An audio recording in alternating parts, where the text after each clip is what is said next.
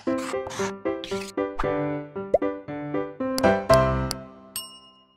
बच्चों, welcome to our study channel Blueprint Digital. मैं सचिन शर्मा, आपका फिजिक्स टीचर, आपका वेलकम करता हूं हमारे आज के इस लेक्चर में।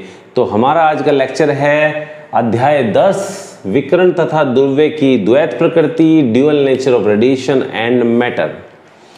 तो विकिरण की द्वैत प्रकृति के बारे में थोड़ा सा हमने एक दो लेक्चर्स जो पुराने इसमें हमने दे दिए हैं उनमें ये डिस्कस हो चुका है कि विकिरण क्या होती है, प्रकाश को ही हम विकिरण कहते हैं।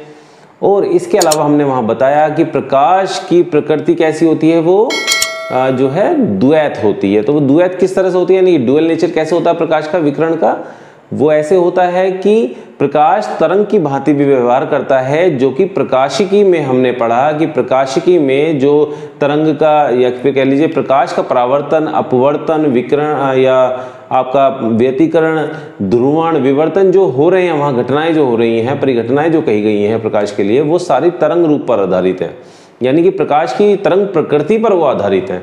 इसके अलावा परंतु क्या हुआ कि प्रकाश जो है वो कण की भांति भी व्यवहार करता है। उसके कण की भांति व्यवहार करने के भी कुछ रीजंस हैं, कुछ परिघटनाएं ऐसी हुई कि जिसकी वजह से उसकी कण प्रकृति को भी स्वीकार वैज्ञानिकों को करना पड़ा। तो वो हमने वहां डिस्कस कर लिया पिछले लेक्चर्स में। तो वो पिछले लेक्चर्स आपको देखने बहुत इंपॉर्टेंट है, क्योंकि हम क्या पढ़ रहे हैं, आधुनिक भौतिकी यानी कि मॉडर्न फिजिक्स। और मॉडर्न फिजिक्स में आपको कोई भी हमारा लेक्चर मिस नहीं करना है, क्योंकि एक लेक्चर दूसरे के साथ जुड़े हुए हैं। तो कहीं ना कहीं वो जो आगे के लेक्चर्स में बातें समझनी होती है वो पुराने लेक्चर्स में एक बेस के रूप में वहां पर कही गई हैं। तो वहां से यदि आप पढ़ लेंगे तो आगे के लेक्चर्स आपको भली बात ही समझ में आ जाएंगे। तो आज हम क्या पढ़ने वाले हैं, आज हम पढ़ने वाले हैं प्रकाश विद्युत प्रभाव।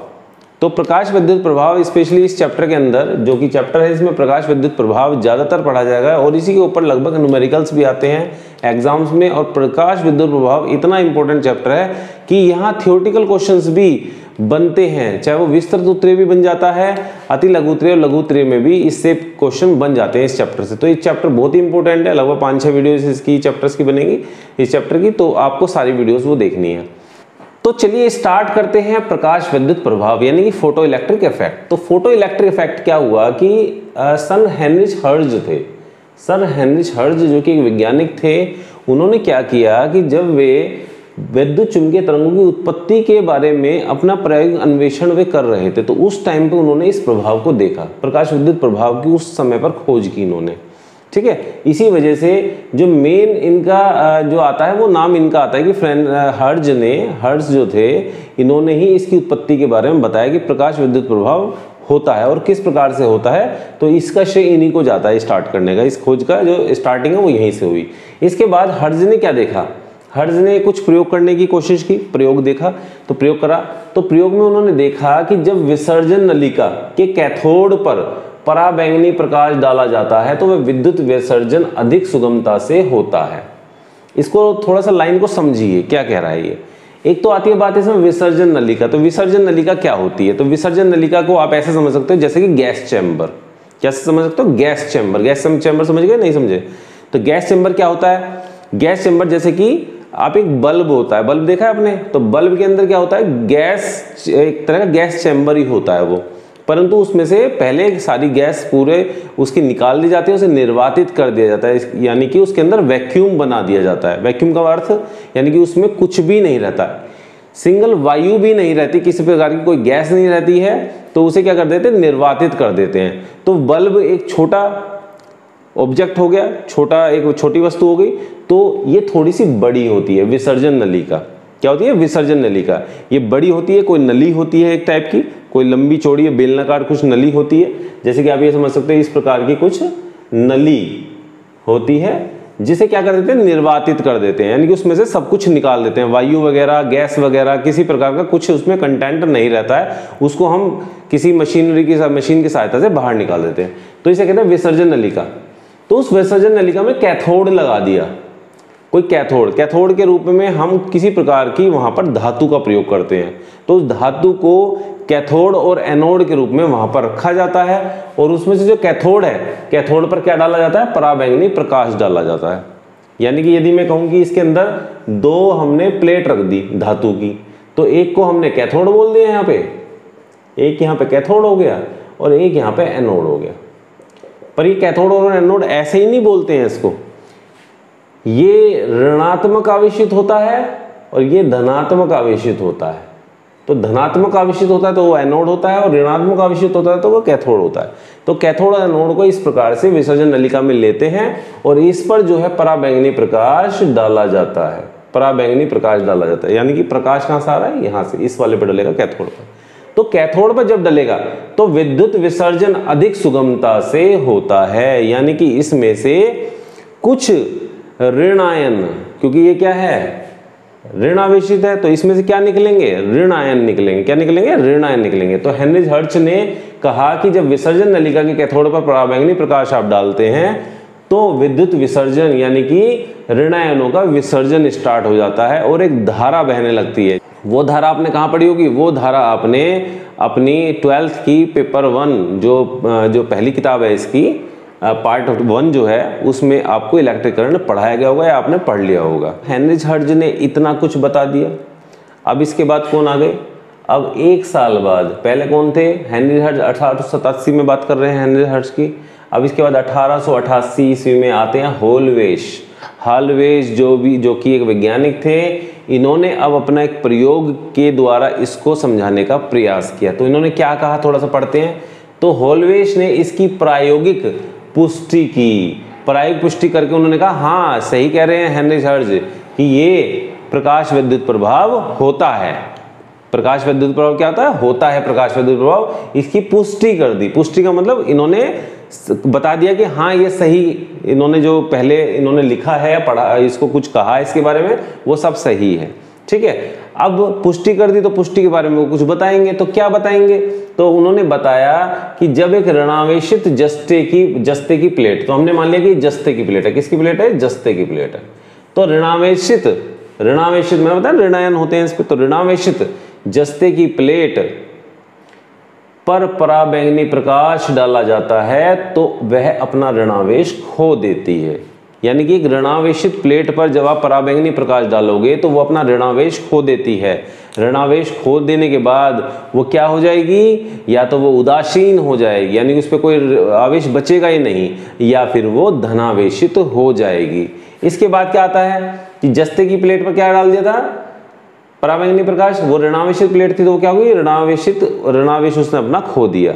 अब एक बात और इन्होंने कही कि यदि वो ऋणावेशित ना होती प्लेट और वो उदासीन होती, क्या होती है, उदासीन का मतलब उस पर कोई भी आवेश नहीं होता, ना धनावेश ना ऋणावेश, तो ऐसी स्थिति को क्या कहते हैं, हम अनावेशित कहते हैं। क्या कहते हैं ऐसी स्थिति को, जब प्लेट पर कोई भी आवेश नहीं है, ना धनावेश ना ऋणावेश, तो वो होती है स्थिति उदासीन की। क्या होती है, उदासीन बोलते हैं हम उसको, उदासीन। तो उदासीन जब है जस्ते की प्लेट तो उस प्लेट पर पराबैंगनी प्रकाश डालेंगे तो वह धनावेशित हो जाती है। क्या हो जाती है, धनावेशित। इसका मतलब जब ऋणावेशित है तो ऋणावेशित अपना ऋणावेश खो देगी, तो वो या तो उदासीन हो जाएगी या फिर धनावेशित हो जाएगी। और यदि उस पर कोई भी आवेश नहीं है यानी कि अनावेशित है या फिर कह लीजिए उदासीन है प्लेट, तो उस पर यदि पराबैंगनी प्रकाश डालेंगे तो वह धनावेशित हो जाएगी, यानी कि इसमें से ऋणावेश और निकल जाएगा, उदासीन में से भी और माइनस के ऋणावेशित हो जाएगी, यानी कि धनावेशित वो हो जाती है। ठीक है, तो इस प्रकार से इन्होंने 2 बातें कही। हॉलवेज ने क्या कही कि जस्ते की प्लेट यदि ऋणावेशित है और उस पर पराबैंगनी प्रकाश डालते हैं तो वो अपना ऋणावेश खो देती है, और जस्ते की प्लेट यदि कैसी है, उदासीन है और उस पर पराबैंगनी प्रकाश डालते तो वो धनावेशित हो जाती है। ठीक है, धनावेशित वो हो जाती है, क्योंकि ये पराबैंगनी प्रकाश कहाँ डाला जाता है, केवल कैथोड पे डाला जाता है, यानी कि केवल कैथोड पे डाला जाएगा। तो कैथोड केवल ऋणावेशित होता है, और उदासीन का एक केस हमने और एक्स्ट्रा ले लिया है, परंतु इस पे नहीं डाला जाएगा प्रकाश, एनोड पर प्रकाश नहीं डाला जाएगा। ठीक है, इतना बात सबको ध्यान रखनी है। इसके बाद आती है बात, हॉलवेज ने इन प्रेक्षण जो ये वाले कर लिए इसने, उससे फिर एक निष्कर्ष निकाला। उसने क्या निकाला, निष्कर्ष निकाला।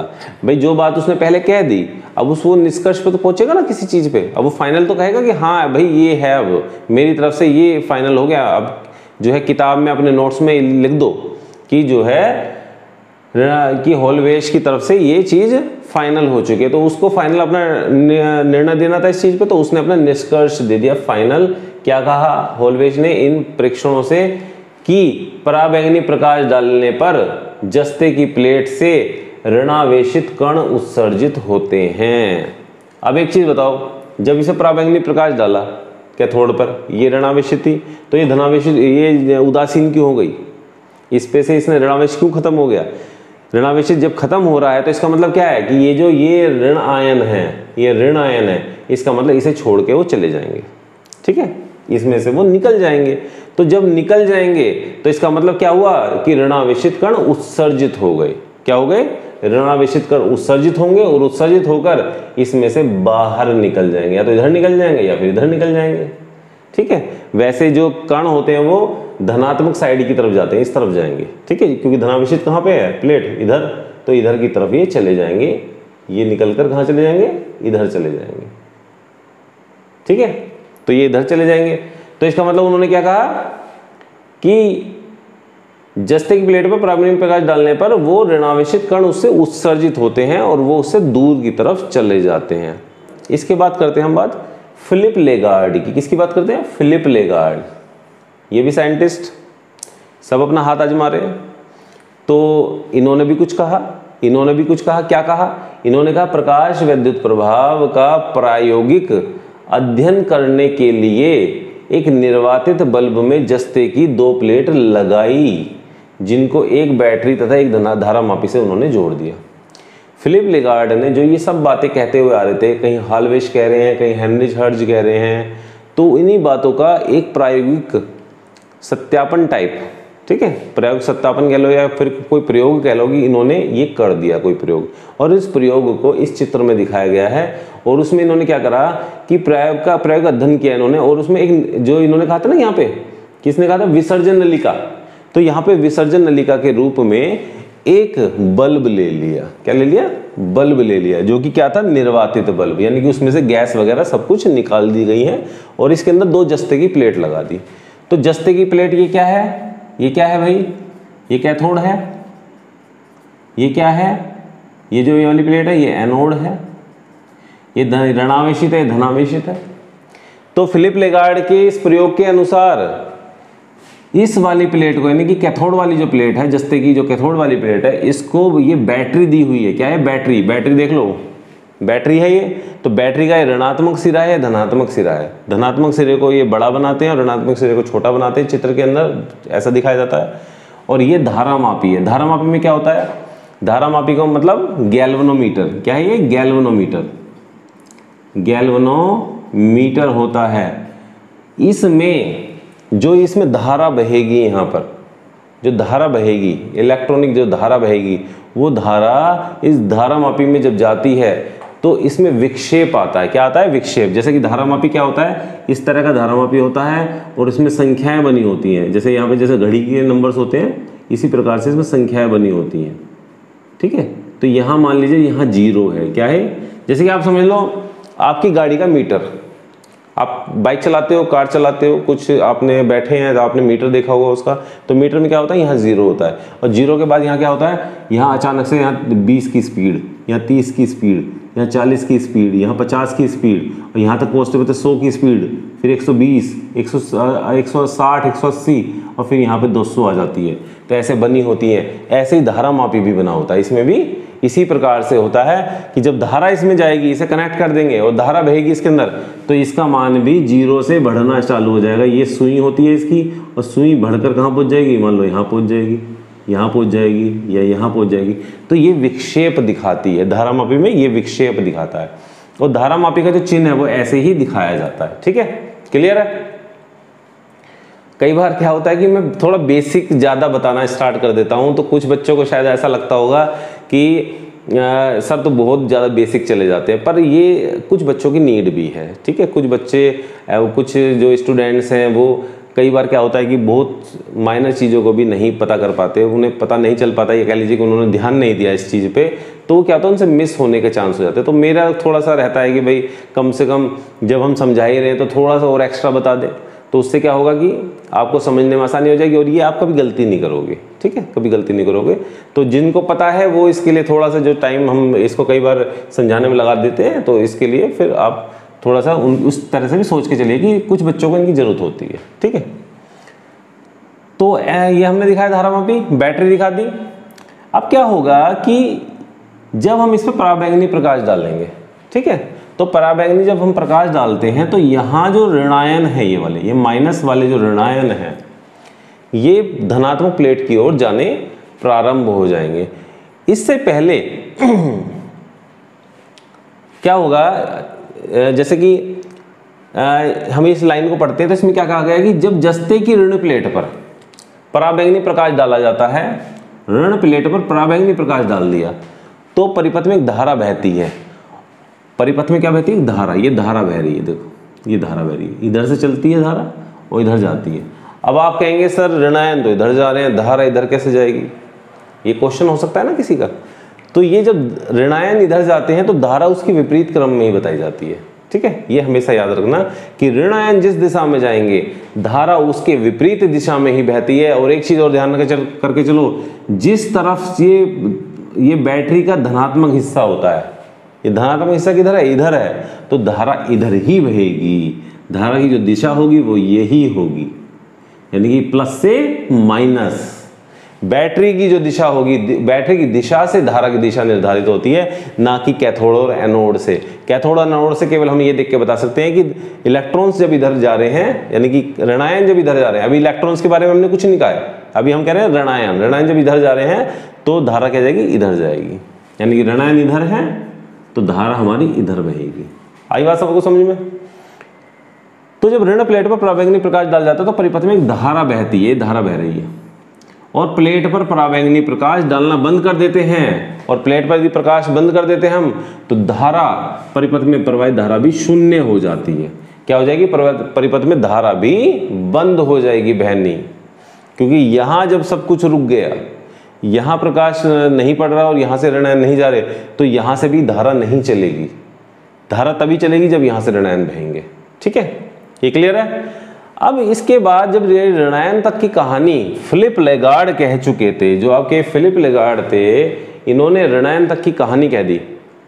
अब आप एक चीज देखो, हेनरी हर्ट्ज आए, इन्होंने एक थ्योरी दी, प्रकाश विद्युत प्रभाव इन्होंने बताया, पर ये बहुत ज़्यादा आगे तक नहीं बढ़ पाए। इसके बाद हॉलवेश आए, हॉलवेश भी ये जस्ते की प्लेट तक कैथोड और एनोड बता कर चले गए। इसके बाद फिलिप लेगार्ड आए, फिलिप लेगार्ड ने एक चीज़ और उसमें डाल दी, जो कि ऋणायन की बात डाल दी कि ऋणायन बहते हैं, ऋणायन कैथोड से एनोड की तरफ जाते हैं। तो इन्होंने एक बात कह दी। अब एक बात इसमें कोई और जोड़ेगा। अब कौन जोड़ेगा? वो सर टॉमसन जोड़ेंगे। कौन जोड़ेंगे?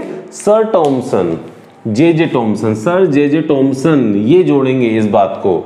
इन्होंने क्या करा? इन्होंने 1897 में हेनरिच हर्ट्ज का समय क्या था? 1887, 10 साल बाद, ठीक 10 साल बाद हेनरिच हर्ट्ज के बाद 1897 में सर जे टॉमसन ने इलेक्ट्रॉन की खोज कर दी। और ये इलेक्ट्रॉन की खोज बहुत मेजर खोज थी, जो यहाँ पर 1897 ईस्वी में की गई, क्योंकि तभी के बाद से इलेक्ट्रॉन को अस्तित्व में जाना गया। खोज की, इन्वेंशन नहीं किया, आविष्कार नहीं किया कि इलेक्ट्रॉन्स होते हैं, वो केवल एक खोज के रूप में बताया जा सकता है कि खोज हुई है, इसकी इन्वेंशन नहीं हुआ, ठीक है। इन्वेंशन उन चीज़ों को कहते हैं जो नए सिरे से बनाई जाती हैं चीज़ें। जैसे कि नए सिरे से क्या बनाया गया है? जैसे कि नए सिरे पे से जैसे शुरुआत में साइकिल आई, उसके बाद बाइक आई, नए सिरे से तो चीज़ बनी, उसके बाद में फिर मोटर कार आई, उसके बाद में एरोप्लेन्स आए, तो नए सिरे से इन्हें इन्वेंशन कहा जाता है, ठीक है ना। ये इन्वेंशन नहीं होते, ये खोज होती है। तो सर जे टॉमसन ने क्या किया? इलेक्ट्रॉन की खोज कर दी, और खोज करने के पश्चात जो ऋणायन थे, इन ऋणायनों को इलेक्ट्रॉन कहा गया। क्या कहा गया? इन ऋणायनों को इलेक्ट्रॉन कहा गया।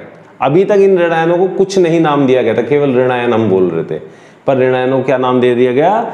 यहाँ पर आने के बाद, सर जे टॉमसन की थ्योरी आने के बाद, इसको नाम इलेक्ट्रॉन दे दिया गया। तो इनका योगदान आ गया, नहीं आ गया? इलेक्ट्रॉन की तो खोज की साथ में, पर इनका नाम कहाँ और जुड़ गया? प्रकाश विद्युत प्रभाव में भी इनका नाम जुड़ गया। तो इन्होंने क्या कहा? पश्चात यह स्पष्ट हुआ कि जस्ते की प्लेट पर जो पराबैंगनी प्रकाश डालने पर उससे ऋणावेशित कण निकलते हैं, वो इलेक्ट्रॉन होते हैं। क्या होते हैं? ऋणावेशित कण क्या होते हैं? इलेक्ट्रॉन होते हैं, और वो इलेक्ट्रॉन उत्सर्जित होते हैं, ठीक है। अब ये इलेक्ट्रॉन जो होंगे, ये इलेक्ट्रॉन धन प्लेट द्वारा धन प्लेट द्वारा आकर्षित कर लिए जाते हैं, यानी कि यहाँ से चलेंगे इलेक्ट्रॉन और यहाँ पहुँचेंगे और ये इसे ग्रहण कर लेगा, सारे इलेक्ट्रॉन्स को अपने अंदर ले लेगा, ये जो है खींच लेगा अपने अंदर, तो आकर्षित कर लेगा। और इस प्रकार परिपथ के पूर्ण हो जाने पर, और जब ये यहाँ से यहाँ तक इलेक्ट्रॉनों का प्रभाव पहुँच गया तो ये परिपथ बंद हो जाता है, इसे कहते हैं पूर्ण होना, परिपथ का पूर्ण होना। कि अभी तक एक चीज़ देखो, जैसे कि ये दो प्लेटें हैं, अभी तक इनके बीच में कोई संपर्क नहीं है, कोई संपर्क नहीं हो रहा, और ये बैटरी से कनेक्ट है, ये इस प्रकार से बैटरी से कनेक्ट है, कैसे, ऐसे, और ये यहाँ से जुड़ी हुई है, ये माइनस से प्लस, ये बैटरी है। तो जब तक ये आपस में नहीं संपर्क करेंगे तब तक धारा नहीं बहेगी, तब तक इसे परिपथ पूर्ण नहीं होगा। परिपथ कब पूर्ण होगा, जब यहाँ से यहाँ पर कोई संपर्क हो। तो यहाँ से यहाँ पे संपर्क क्या हो गया कि ऋणायन यानी कि इलेक्ट्रॉन यहाँ से यहाँ जा रहे हैं, तो फ्लो चालू हो गया। जब यहाँ से फ्लो चालू हो गया तो परिपथ पूर्ण हो गया। क्या हो गया, परिपथ ये क्या हो गया, जुड़ गया आपस में, ये परिपथ आपस में जुड़ गया, ये परिपथ आपस में जुड़ गया। और जब ये आपस में जुड़ जाता है तो उसके बाद में यहाँ भी धारा बहनी चालू हो जाती है, इस तरह से धारा बहनी चालू हो जाती है। ठीक है, तो यहाँ पर यही कहा गया कि इस परिपथ के पूर्ण हो जाने के कारण परिपथ में एक धारा बहती है, एक परिपथ में धारा बहती है।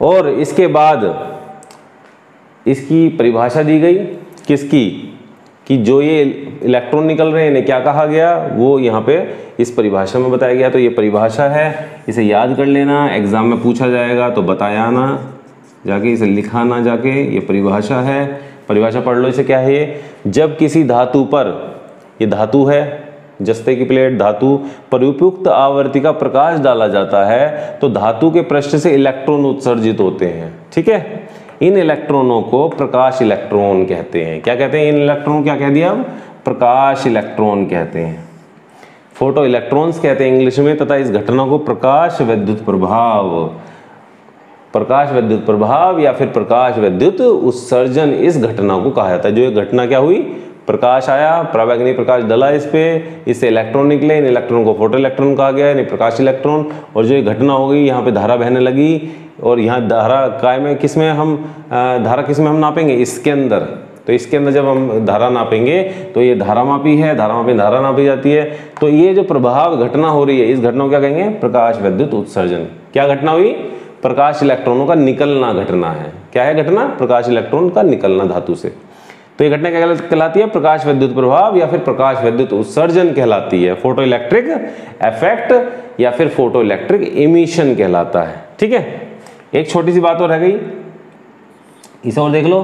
परिपथ में जो धारा बहती है इसको भी कुछ नाम दिया गया है। उसको क्या नाम दिया गया है, उसको नाम दिया गया है, परिपथ में बहने वाली धारा को प्रकाश विद्युत धारा कहा जाता है, यानी कि फोटो इलेक्ट्रिक करंट कहा जाता है। इस प्रकार इनको निकलने वाले इलेक्ट्रॉन्स को फोटो इलेक्ट्रॉन्स यानी प्रकाश आपके इलेक्ट्रॉन्स, और इस धारा को प्रकाश विद्युत धारा, इसको हम कहते हैं। तो ये टॉपिक आपको समझ में आ गया होगा। प्रकाश विद्युत उत्सर्जन या प्रकाश विद्युत प्रभाव, फोटो इलेक्ट्रिक इफेक्ट एग्जाम में आ जाता है, तो आपको इसी वे में, इसी तरह से लिख कर आना है और समझा कर आना है। ठीक है, तो hope you enjoyed your videos. और यदि आपको ये हमारा वीडियो अच्छा लगा है तो आप इसे लाइक कीजिए, सब्सक्राइब कीजिए और बेल आइकन को जरूर क्लिक कीजिए, ताकि उसे क्लिक करने के बाद में आप तक हमारे जितने भी वीडियोस अब नेक्स्ट आएंगे वो सारे आप तक रेगुलर पहुंचते रहेंगे। और पुरानी वीडियोस यदि आपने नहीं देखी हैं इस चैप्टर की तो वो उनको ज़रूर देख लें। और साथ में जो है अदर भी हमारी इस किताब की, यानी कि 12th का पार्ट 2 जो हमारा चल रहा है उसकी प्रकाशिका की भी हम पूरी पढ़ा चुके हैं, तो वहाँ भी सारे वीडियोज़ आपको वो देखने हैं। ठीक है, तो हम नेक्स्ट वीडियो में मिलते हैं। तो नेक्स्ट वीडियो में कुछ ग्राफ के माध्यम से भी कुछ चीज़ों को समझाया जाएगा कि किस प्रकार से प्रकाश पड़ता है, कितनी आवर्ती का होता है, उसकी आवर्ती कितनी है, और किस प्रकार से आवर्ती को बढ़ाया जाएगा कि प्रकाश इलेक्ट्रॉन घटेंगे या बढ़ेंगे या संतृप्त अवस्था तक पहुंच जाएंगे। वो सारी बातें कहाँ करेंगे हम, नेक्स्ट लेक्चर में। तो नेक्स्ट लेक्चर के लिए साथ जरूर जुड़े रहिए कि बहुत इंपॉर्टेंट चीज़ें वहाँ पर डिस्कस होंगी। क्या डिस्कस होगा, वहाँ पर न्यूमेरिकल्स में जो काम आने वाली चीज़ें वहाँ पर वो बताई जाएंगी। ठीक है, तो नेक्स्ट वीडियो में कंटिन्यू करते हैं। तो होप यू एंजॉयड। तो thank you for watching our videos, thank you very much.